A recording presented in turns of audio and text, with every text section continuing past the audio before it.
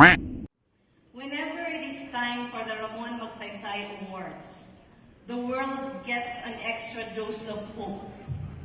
Hope in humanity. Hope in our ability to take care of each other.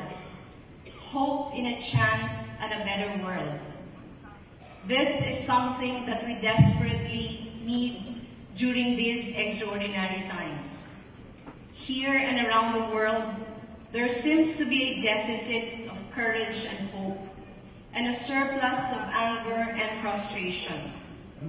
Mankind has always grappled with the dark side of our nature from time immemorial, but not with the kind of scorched earth intensity we are seeing today. The irony is that we are living at a time when human innovation and creativity have been unleashed on a world that embraces change. Now more than ever, creative destruction is sought, not stopped. The tools for sustainable progress and development have reached a level of sophistication never seen before. Globalization did not just happen in the world of trade and commerce, but also in ideas and collaborative movements. And yet, the problems of social and economic inequality looms larger than ever. People left behind by progress seem to be drowning in frustration and anger because of the neglect that those in power had shown to those who were left behind by progress. I do not look down on that anger. I too believe that more attention should be given to the last, the least, and the lost. But a dangerous narrative is creeping in. People are using this to say that democracy has failed mankind because freedom has caused the poor to remain poor while the rich gained more. Perhaps it is time for change, they say. And so populism, protectionism, and nationalism started to gain support. But are we willing to give up our principles because of this? Are we really ready to throw out our freedoms and our rights for change that goes against old-fashioned values of empathy and collaboration? The path that the world chooses now will determine what kind of lives our children's children will have.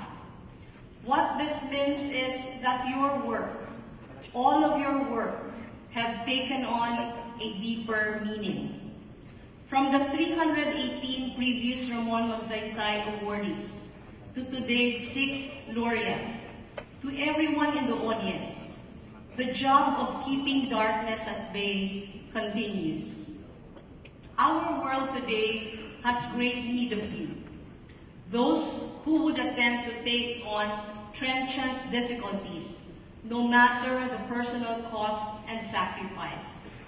Those who would do something, not because it is easy, but because no one else will take on the challenge. And those who are living examples of transformative leadership and inspiring service. How thankful we all are that every year, the Ramon Magsaysay Award Foundation handpicks the best among the best in Asia. This year, the foundation has found 5 individuals and 1 organization out of the 4.4 billion or so Asians currently alive that meet the stringent requirements of the award.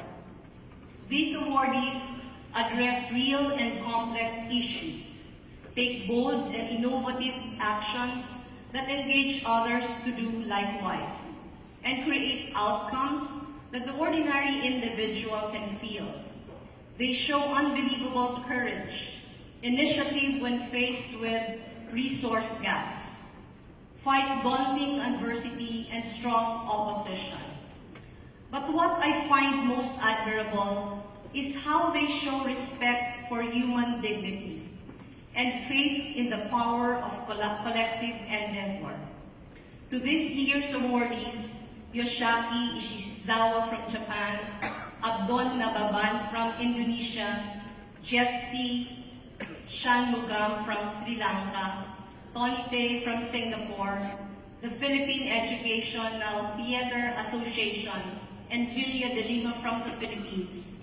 You are the seed to greatness that, if planted in every corner of Asia, will continue to make our region the part of the globe where growth is inclusive and people are healthier, happier, and more hopeful.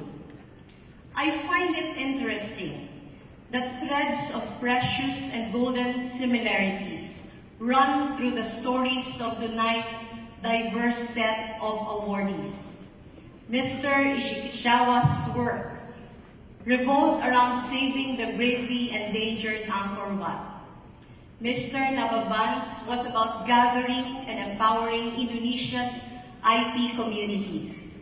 Ms. Shanmugam spent most of her life providing psychosocial support to women and children who have been tortured, abused, and displaced by war.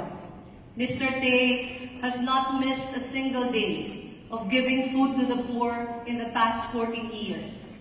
Ms. De Lima's PEZA lifted 6.3 million Filipinos out of poverty by providing them with gainful employment, among other things. And PETA uses theater arts as a tool for social change. And yet, all of the stories of the laureates today have this in common. They are really about people and communities. Asia's Ramon Magsaysay awardees highlight the fact that we are all connected to each other. What we do will have an impact on others, whether we like it or not. If we want to see even more growth, exciting innovation, and prosperity in the next century, we must accept the fact that we cannot move forward without taking care of each other and making sure that no one is left behind. Think about that. Progress that leaves people behind is not real progress. It is an indictment of humanity's selfishness and short-sightedness. On the flip side, social and economic inclusivity are a testament of our goodness and our better nature. Its benefits go all the way to political and social peace. What I also saw in the beautiful stories of all of the laureates tonight is determination amid much adversity. Leaders must be willing to spend the time necessary, even if it takes most of their lives, to work tirelessly on a chosen goal. Transformative leadership is the kind of leadership that puts others first before themselves. These are comforting and familiar values. My late husband, Jesse, received the Ramon Magsaysay Award in the year 2000 for his work in participatory governance as mayor of Naga City, a city south of Manila. Jesse dedicated his life to serving those who, as President Magsaysay was fond of saying, had less in law and should have more in life.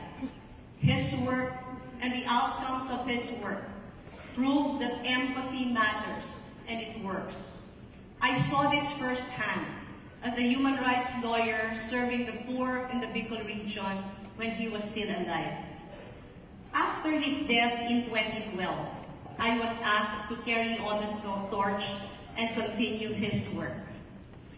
In this midst of all of you here, this afternoon, I know I am in very good company. I know that despite the challenges we all face in our respective countries, we will not give up, and we will make the impossible possible. In the past year since I spoke before you, during the last Ramon Magsaysay Awards presentation night, in 2016, I realized more deeply that a small group of 6 individuals and organizations can bring much hope to our divided world. Raging fires can truly start with a tiny flame. How much more 6 beautiful flames? Because of this, I believe that hatred and divisiveness will not be the ethos of our time. Empathy and transformative leadership will yet win the day.